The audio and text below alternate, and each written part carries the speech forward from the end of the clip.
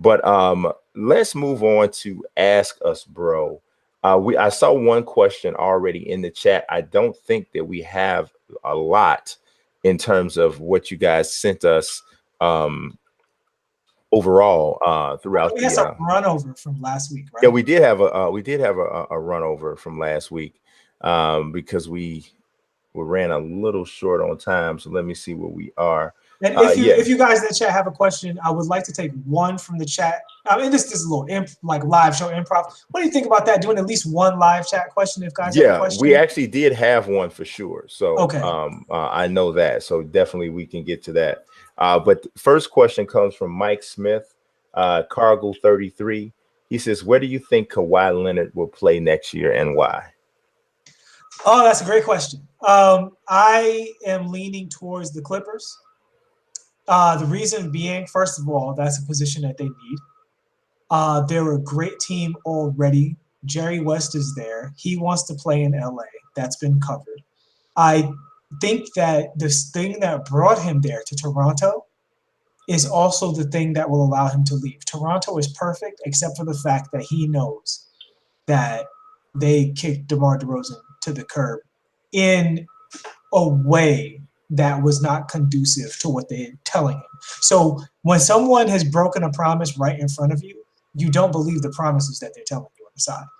Right. But for you, we'd never do that. No, he doesn't believe that. It's just how good can it be here? And if the Clippers situation wasn't so perfect, if it wasn't in LA, if they didn't have Doc Rivers, if they didn't have a bunch of talent there already, if they didn't have Jerry West and a super rich owner who's willing to shell out money, being in his hometown, and the fact that LA is a place that he doesn't want to go. So if he wants to play in LA, the Clippers is the only option because I feel like he definitely doesn't want to play next to LeBron James with the mess that's going on down there right now.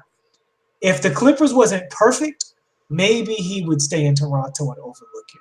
But as it is right now, if you look at Kyle Lowry in that situation, Kyle Lowry has not backed off emotionally from what happened over the summer.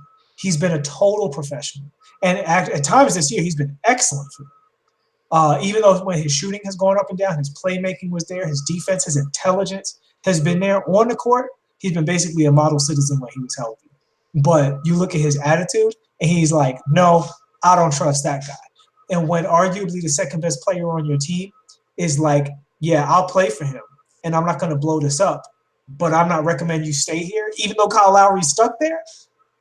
I think that is the kicker for Kawhi. He'll probably wind up on the Clippers because if he goes to the Clippers, they're probably better than Toronto anyway. Yeah, I think it could be the Clippers or the Lakers. I do think I don't rule the Lakers out. I know everybody saw that that video after the Lakers just played Toronto, and when LeBron shook Kawhi's hand, and I'll tell you later. Yeah, you could hear and see him say, "We'll be in touch." Yeah, so I think that's a possibility, but I do think the Clippers have a lot to offer him from a youthful standpoint. I just don't know whether or not the Clippers does.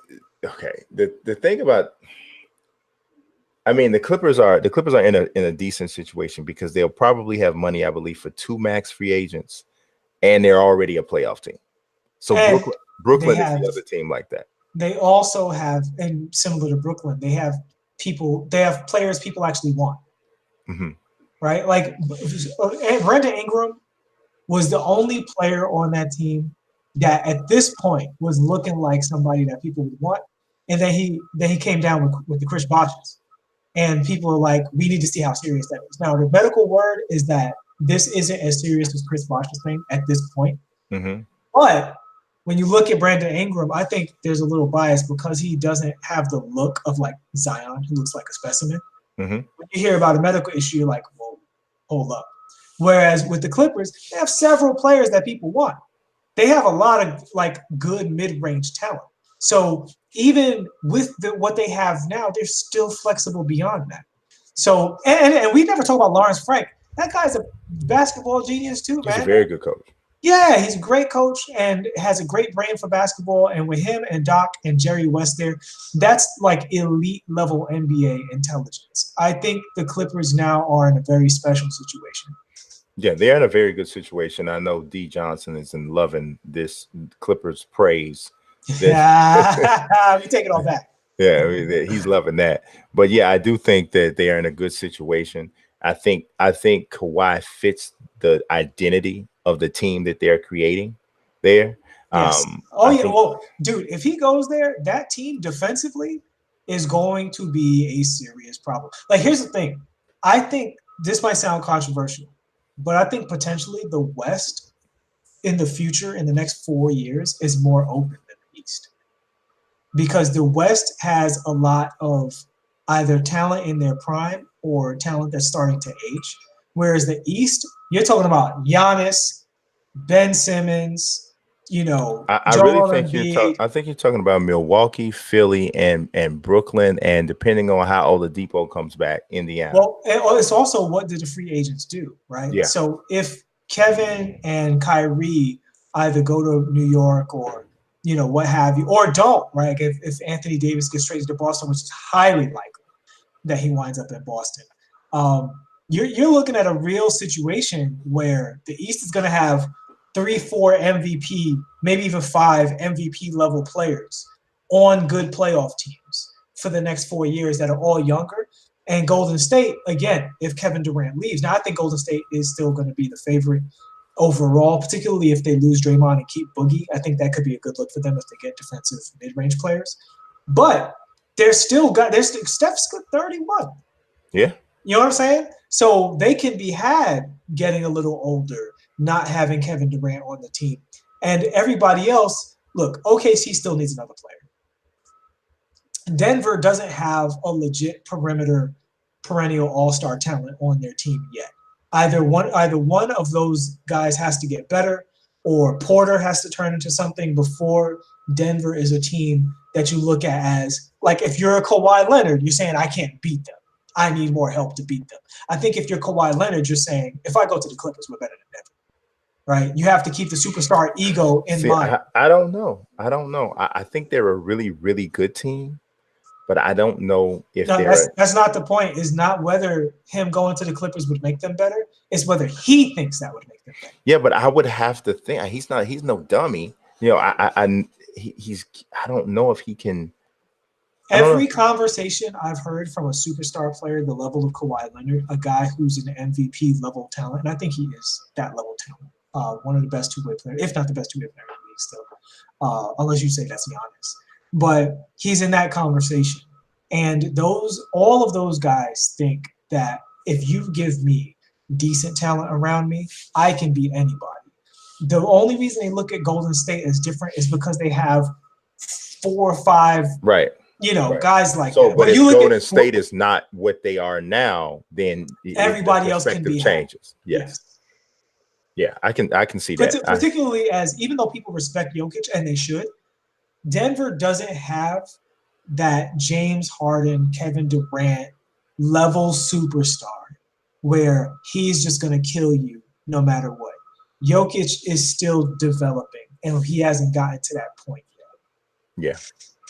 Yeah, I think he has a ceiling simply because he's just not a plus athlete, and I think that's a other thing with him. So, all right, the next question is from Breeze, which this is who the F is Breeze.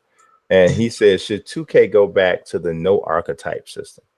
I think, we have actually talked about this before. And I am certainly of the belief that they should go back to that.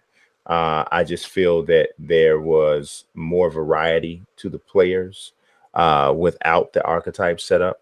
I feel that there, in basketball, you need that individuality.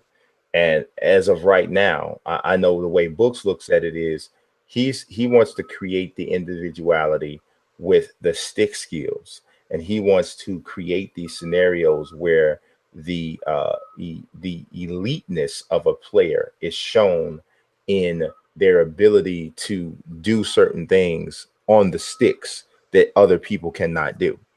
I like that, but I also I like that. I think that we arrive at it in two different ways, though.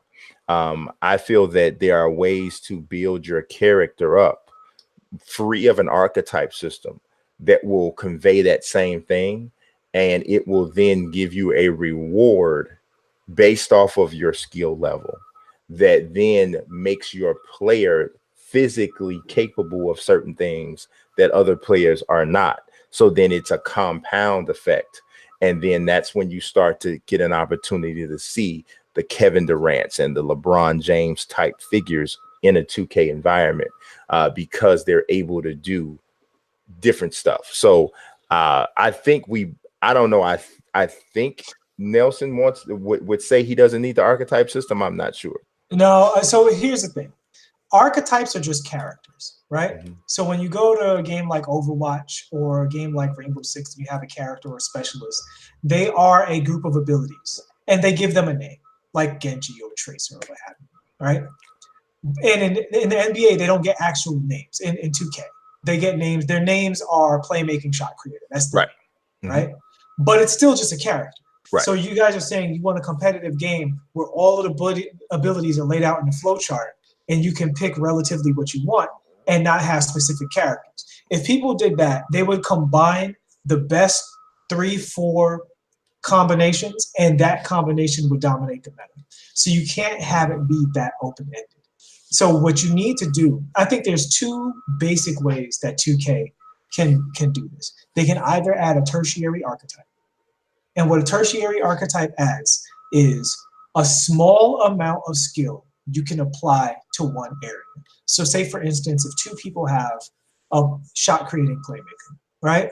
One person can spec into more dribbling. One person can spec into more athleticism. One person can spec into more shooting. 90% of the archetypes are similar, but that little bit of extra that you add gives you the ability to play with a little bit more uniqueness, right? And maybe you can add it into defense as well. So, and I think this would also give the defensive archetypes a better role, because as it is, unless you go a defensive archetype that's basically bad at offense, you might as well not even use it because it's not strong enough. Same thing is kind of true with the three-point shooting to the degree. Unless you use the three-point shooting to sprinkle onto an already good offensive build, you might as well just make a dominant three-point shooting build so that you get the shooting all the way up. If you had a little more flexibility to stack your skills up, that would solve it. So the third archetype allows you to do that, or to give you what they would call masterwork skills, right? So if you could masterwork one skill in your archetype tree that has to do with your primary archetype, that would also give you the freedom. So for example, let's say you had a pure shot creator. Me and you both have a pure shot creator. But again, you're going to masterwork your dribbling. So you have so now you're Kyrie Irving, right? I'm going to masterwork my three-point shooting. So I'm James Harden. But we're both very similar. Neither one of us is a good defender, particularly. Neither one of us is the best athlete in the game. But we both can be the same but different without changing archetypes. You can also do that with your split archetypes, is to add that masterwork system. The reason you need to gate the skills off, gate the individuality off with skill, is because that keeps it balanced. If you gate it out in the game, in the meta itself, the community will 110% every time break your balance. And only 3 or 4 combinations of what seems like a wide open field will be good. And it'll actually be less creativity than what we have now, because all of those potentialities will not coexist. It will only be the very best things that exist. And this has happened in virtually every competitive forum ever, where they've opened things up too much. You get a broken game.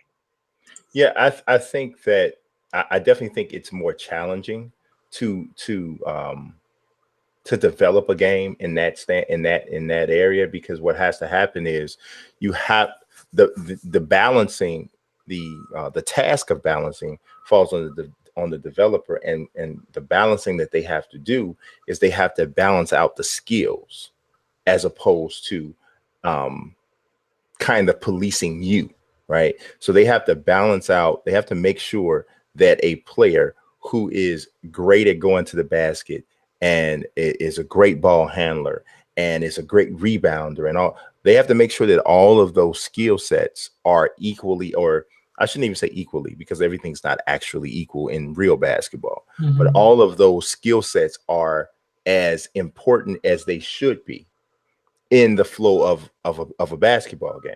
And I think that that's where the real challenge is in doing that. Because if you can do that, because here's the thing, my concept is it doesn't matter if you want to make Kevin Durant. You would, in my concept, not everybody would ever be able to attain that, because it's going to take a certain level of skill in order. It's not just about grinding. So, because if it's all about grinding, then yeah, everybody will sit down for the requisite amount of time and they'll do what they got to do in order to get these badges or to get their ratings up to a certain amount, to a certain place. But if you can only get there by showing a certain level of excellence in, and not a certain amount of time, a certain level of excellence in the evaluation period or in the training period, that's the only way you unlock these things. If you're able to do that, then now, yes. So to me, it gets to a point where it's not even about stagnating the creativity. It's about forcing people to be better, to be great at the game if they want to have a great character. Well, see, and here's the thing. I feel like what makes people great at the game is competition. So 2K's biggest issue is balancing the offense and the defense, not the archetype system. They're like, for instance, your teammates are brick walls as screens. That breaks the game more than the archetype system. Because what we see in the 2K league, with people wonder why they play the way they play, when are we going to see real plays? You can't run real plays because you can't run past your teammates. Their hitboxes are too big. That's the kind of stuff that has to be fixed, because what happens is when that gets fixed, when the motion system gets fixed, when defense gets fixed, you create more dynamics in the gameplay. It's like we talked about with the division. The game is more dynamic. That's why I find it so satisfying, because the engagements have more ways that they can happen. With 2K, because of the way the screens work, both teammates and the opposing people, because of the way speed isn't really a factor in the game. Fixing speed alone completely changes the game, right? Speed is bad in the game. For some reason, really slow players can catch up to really fast players almost no matter what. I saw Zubac in my career catch up to, oh my God, who was it? It was like a really fast player, like somebody crazy, like Westbrook, I think it was. Like he was chasing, it was Zubac chasing Westbrook. And he caught up to him in the open court. Yeah, I mean, like, so that's what I'm saying. Like, what you guys are saying, I get it. But what you guys are saying would be even more broken if 2K doesn't address the sandbox first. They have to fix the sandbox. And I think what they can do to make the sandbox more flexible, to go back to the masterwork thing, if you want it to be skill-based, just have the masterwork be unlocked in each individual game mode by wins, right? So after 200 wins in the park, you get masterwork, whatever, one masterwork ability in the park.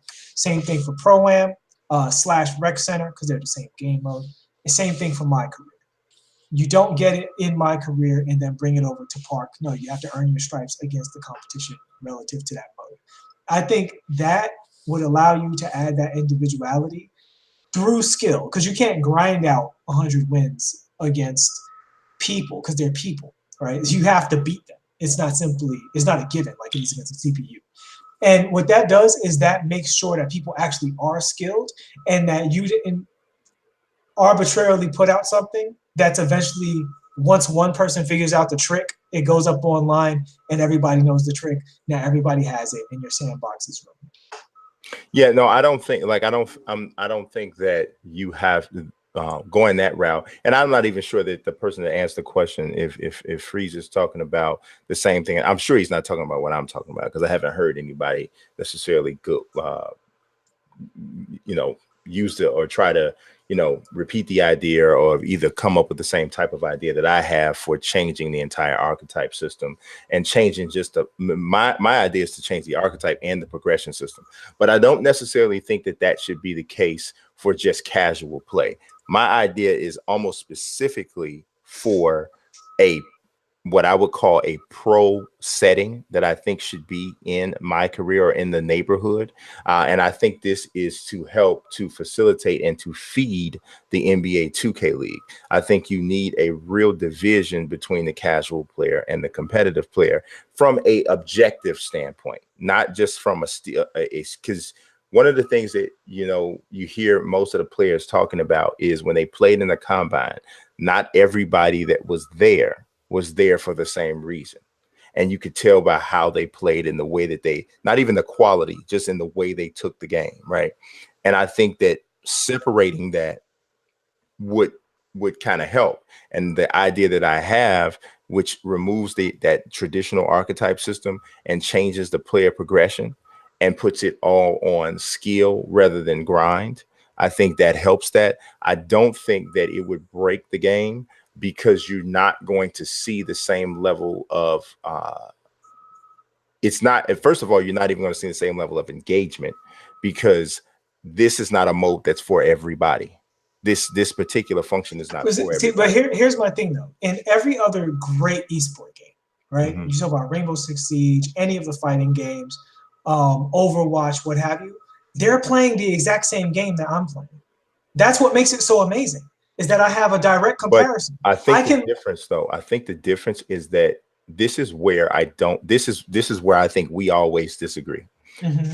I don't think that you can base what 2K needs to do with their esports vehicle based off of other esports vehicles. And the reason being is because it's a sports game that has an actual real life comparison. The game itself is emulating a real life sport. And with that comes a certain responsibility to adhere to the rules and the regulations that that particular sport creates. Overwatch doesn't have that same responsibility or task. Quick second. So what rules of the sport are you talking about? From a standpoint of realism, and even from a standpoint of what makes, so when you sit down and watch an NBA 2K League game, right, without even doing so on purpose, there is an expectation, right, that you're going to be entertained somewhat similarly to the way you're entertained when you watch an NBA game.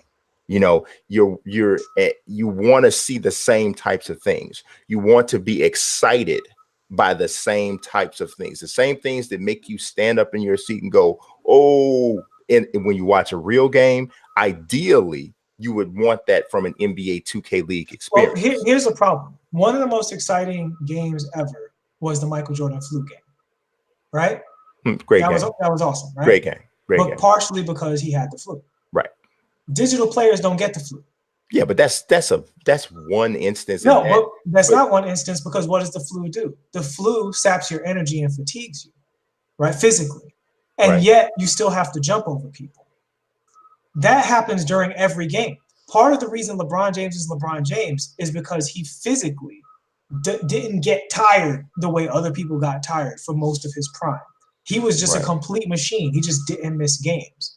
The counterbalance to that is, say, Anthony Davis, who is probably roughly as talented as LeBron James overall, except in one key area, is that he's not as durable, right? See, I would. So let me finish real quick. Without adding in-game humanity to it, the humanity of all esports, and again, this is no exception, all competitive games, is how you apply your mind in cooperation, team-oriented things, your personality, and your skills on the actual controls inside the dimensions of the game.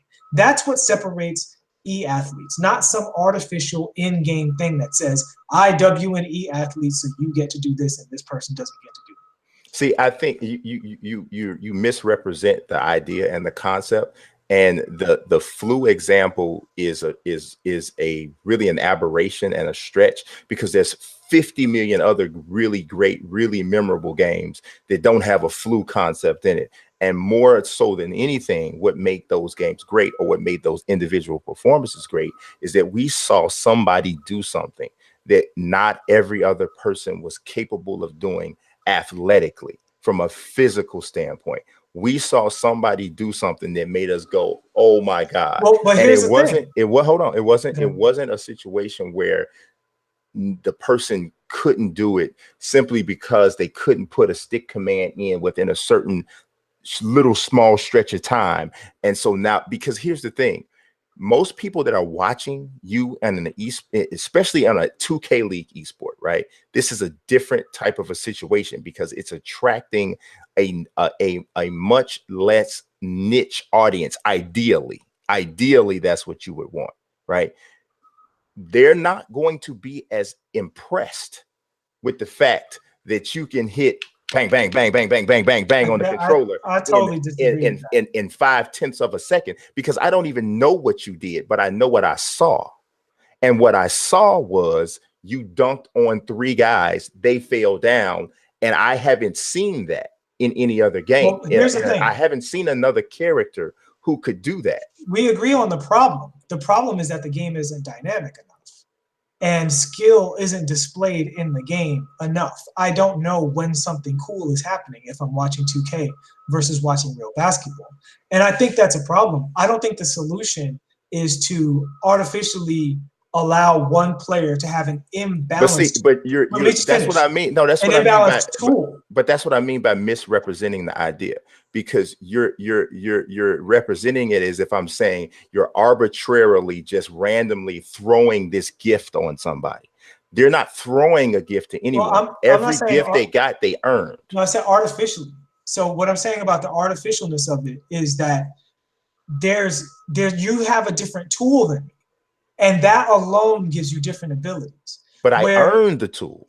It doesn't matter. It does matter. It 100% matters. Because the tool should be the skills. That's the tool. In Overwatch, yes. No, in every no. Video game. That's absolutely not. Absolutely not. What competitive video game do the players have different tools? What competitive video game that's a sport can you compare this to? I don't want to hear no more comparisons to a game that's got magical characters that people jump out of the sky. What's your precedent? Because it's irrelevant to me. What's your precedent, though? But what's your precedent? The precedent is basketball, and because this isn't basketball, this is video game basketball. But it is video game basketball, and the people who are watching it want to derive the same type of enjoyment from watching this that they want to get from watching an actual basketball game. It's not, you're not pulling over a bunch of Overwatch fans. You're not pulling over a bunch of Street Fighter fans. You're hoping to pull over basketball fans, so that you have to impress them with the basketball that they see. You can't, honestly, a lot of people could care less about the freaking skill gap. They could care less. The casual fan could care less. And that's where I disagree. And that's where you're going to make your money. Here's the thing. A basketball fan can look at any form of basketball and recognize an awesome crossover. Exactly. But hold on. Exactly. In 2K, there are no awesome crossovers. You know why? Because everybody can do the same freaking crossover if you got that character. It's because literally the input commands, and this is where you can't ignore the fact that it's a game. There is a threshold where how long it takes me to input something, how long it takes you to see it, how much time you have to react to it, where that meets up, and it no longer becomes a read and react mind game. 2K has dial and input, meaning you send the game an input, you wait, it starts to happen, and then the other person sees it, they dial an input, and then you guys watch an animation for several seconds. When you go to a real esport, and this is why you can't ignore other esports, it's literally down to the frame, down to the latency of 1 frame or 2 frames that makes the difference between a competitive moment and a your game doesn't work yet moment. And 2K has, out of all esports attempting to be an esport, the most input latency, the most animation recovery, the most startup. So the idea that the archetypes is a problem before the startup animations, I'm sorry, B, is totally ridiculous. The crossovers in the game should work. You know what game has that it does work? Madden. A juke in Madden looks like a juke in football. You see a guy, icon over. I don't think you Let me would just get. finish my I don't point. think you would hear the same thing from Madden players. You see a guy icon over to a cornerback, and some dude catches the ball, and he just gives him the left, right. He actually got fooled because the inputs are just quicker and better in Madden, and because they don't have to constantly control the players, because most of the players are controlled by AI. So when Madden gives you control, it can basically give you absolute control. 2K never gives you real control, and that is by far their biggest obstacle, because the game never looks cool. Well, it never looks cool. I don't think this was a debate about whether or not this was the biggest obstacle or not. So I don't say, and I don't mean to say that if you change or you take the archetypes out, then now you fixed everything. That's the furthest from. And I'm saying, if you fix speed, if you fix input latency, if you fix animation recovery, if you fix startup, you do fix mostly everything. I still don't think you fix this particular aspect. And I think we're also talking about two different things. I'm talking specifically, almost specifically about 2K League play and people who aspire to play on that level. That's almost entirely what I'm talking about. And so I'm talking about what looks good to a fan. I'm not even talking about what necessarily feels good to a person who wants to play in this area. That I'm talking about to a fan. To a fan, when you're watching the 2K League and when you're watching those games, the constant references to the archetypes and then the limitations that this person has and that person has in basketball, that's a turnoff.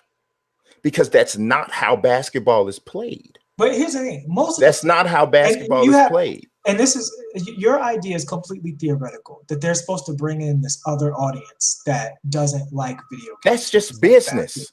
You can't depend on a business model like theirs cannot depend on a hardcore community that is at best 40 to 30,000 people. Well, see, here's the thing. It's only 40 to 30,000 people because they're ignoring the 10 million people playing 2K. Like, literally 2K. The fact is that not all of those 10 million people are going to want to play Pro-Am.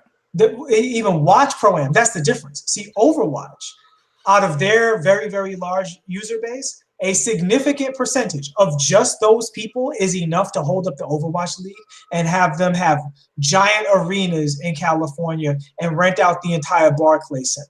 You know what I'm saying? They can rent out the actual arena where the Brooklyn Nets play on the strength of only the people, the quote-unquote hardcore community. When you sell 10 million copies of a game, 20 million copies of a game, that's not a hardcore community.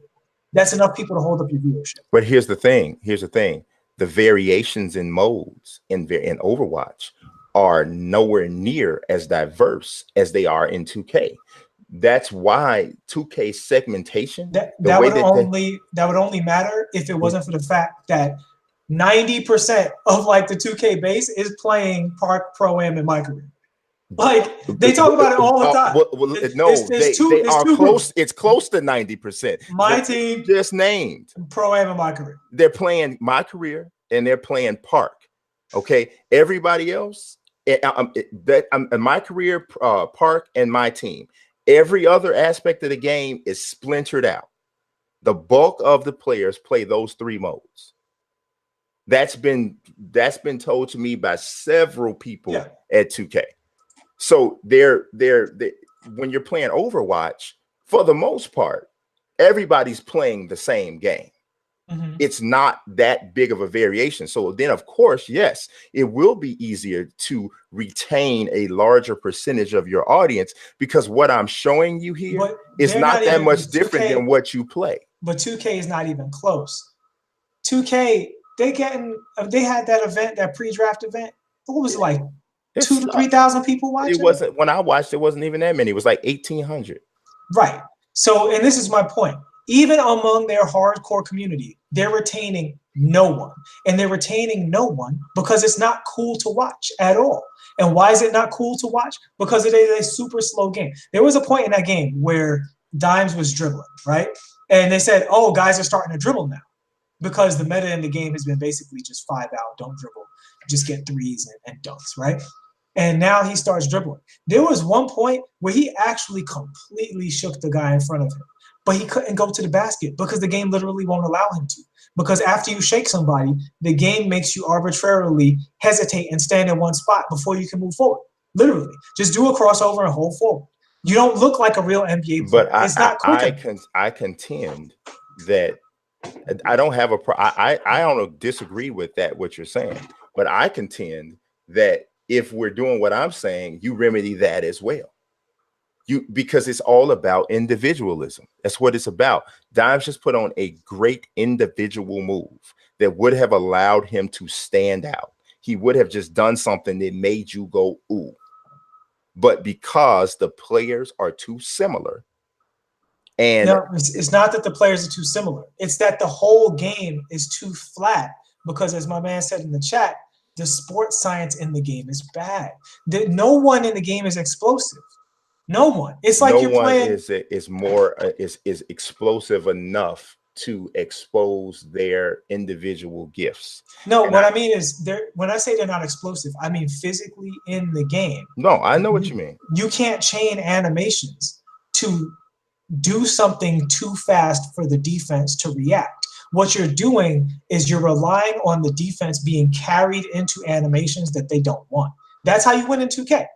I'm constantly getting you to try to get sucked into an animation where you can no longer use your one tool to play defense. And what's your one tool to play defense? Well, actually, you have two tools. One, that after I do something, I can't move for several frames. And two, that recovery is extremely overpowered.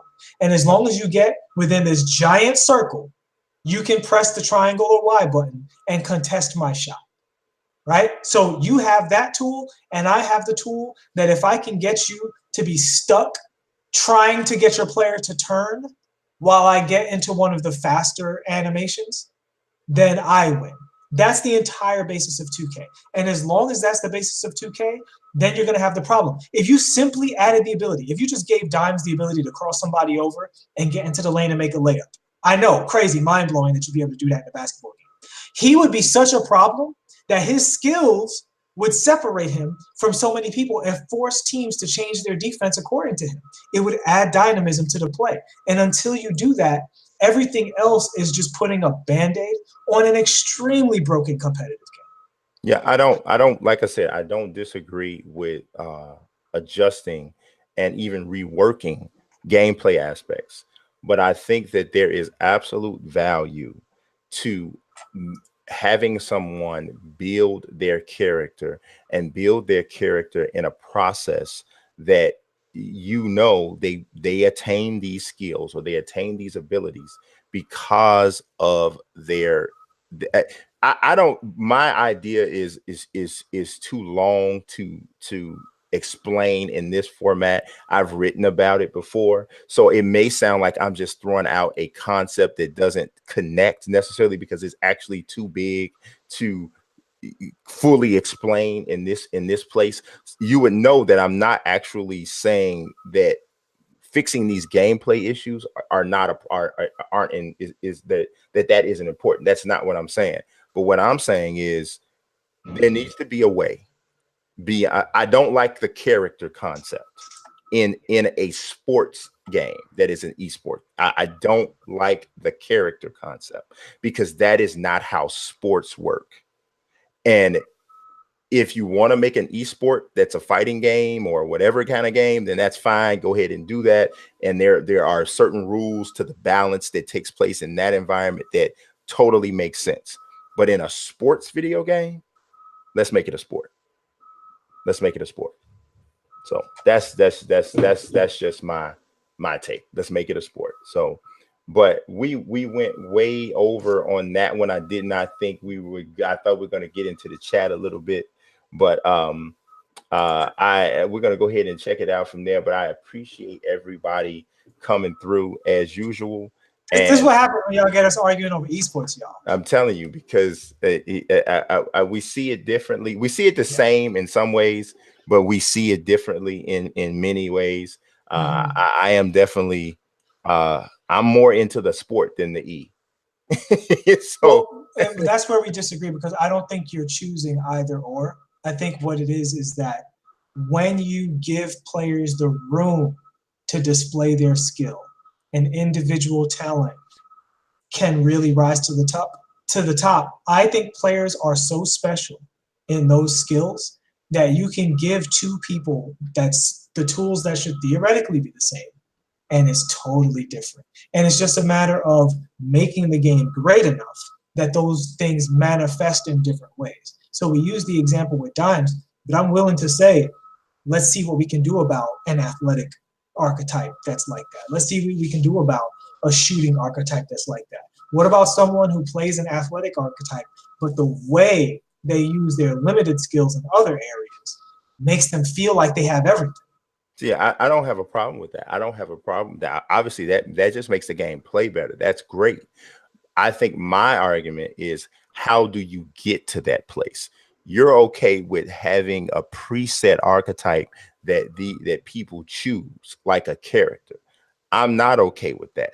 I want you to earn your archetype. Whatever skill you have, you earn it. What I'm saying works if you give people players that are an 80 overall and they're an 80. See, I don't want that though. But now here's the thing. An 80 overall. I want a guy to be able to be a 99 if he's earned it. And this is my point. If a guy is skilled enough, he can make the 80 overall look like a 99 compared to somebody who has an 80 overall and they look like a 65. But you have to make the game to support that. And when you say, how do you do it? I already gave you the answer. You need to relax on the startup, recovery, and input latency. It has to start there.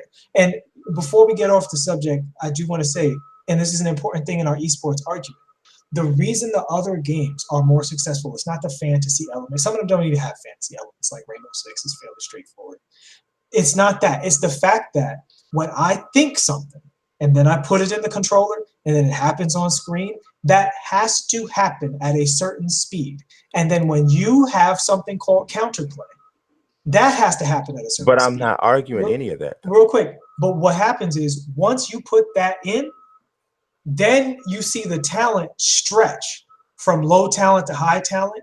Then you can tell how your archetypes need to be made. The only reason the archetypes are handcuffing people so bad is because their tools are so limited that the skill gap in 2K is way too close. And as long as the skill gap is too close, because there's no read and react in the game, because everything is happening a full 2 seconds after the first thought was put into it, it's just too many frames between player action and player reaction. It's just too many frames. They need to reduce it.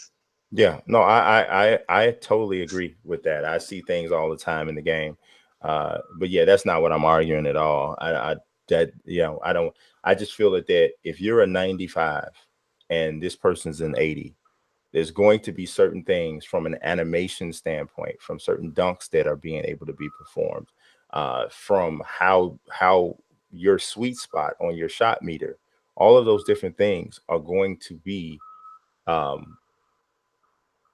more available to you. But the key is that it's not being given to you. It's not like you just artificially, the way you earned it is no more artificial than the way you executed it, because in order to earn it, you had to execute. So I think that it's a philosophical difference, essentially, is what it is. I see it as clear as day how it will work. And I think that my product is more impressive to more people. I think that more people will watch that and say, dang, I just saw Dimes do something that I just saw Dimes do a dunk I've never seen anybody else do. And because nobody else has unlocked that animation. And in order to unlock that animation, in order to unlock what he just did, I mean, I know what he had to do. I know what he had to do. You seriously underestimate how the ability to do things closes up when you add a skill check to it. You know what I'm saying? So, and I know you don't want to hear fantasy examples, but I'm going to make a direct comparison. in Overwatch, if you look at the size of the heads of some of the characters, it's ridiculously impressive to watch Widowmaker snipe Tracer because she's just so skinny, so small, so fast.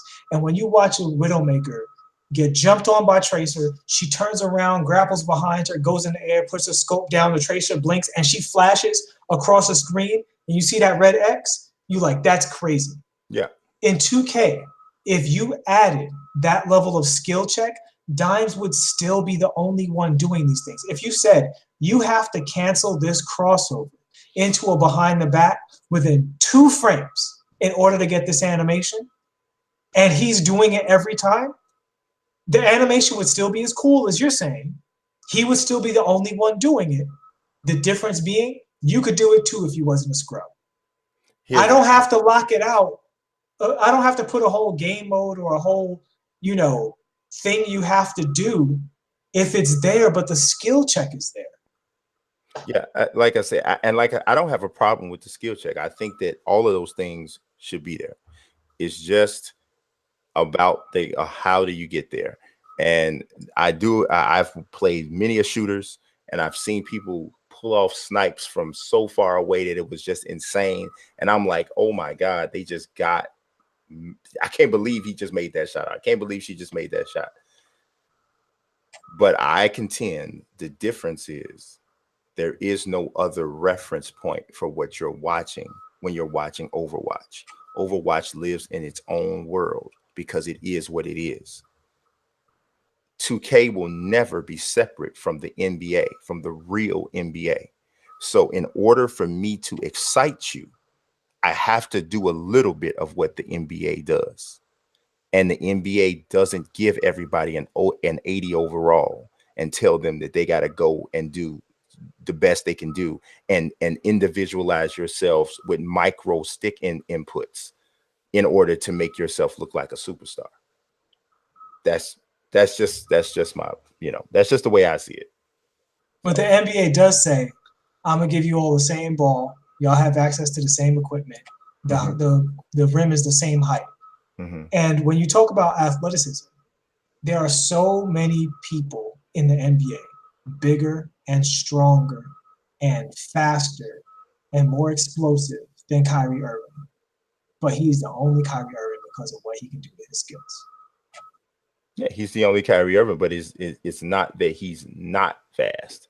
It's not that he isn't. I mean, not in comparison to. Yeah, not in comparison to Russell Westbrook or somebody like that. De'Aaron Fox or John Wall or. And like I said, I'm not saying that skills don't matter. Skills on the stick actually matter for sure, because before you become whoever you become, because this is all a process.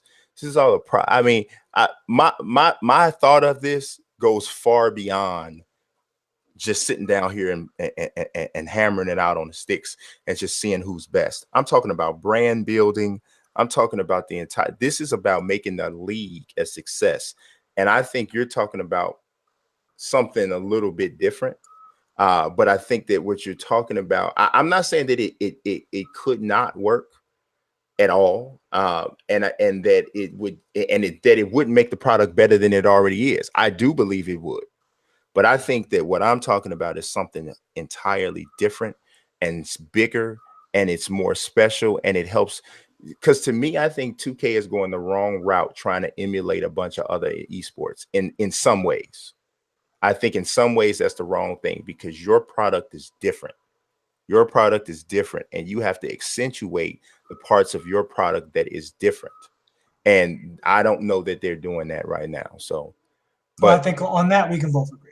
Yes, yes, I do think that we gonna agree on something before we right. We agree on that. You watching this, Czar? 2K, you suck. Right. We go 100 on that.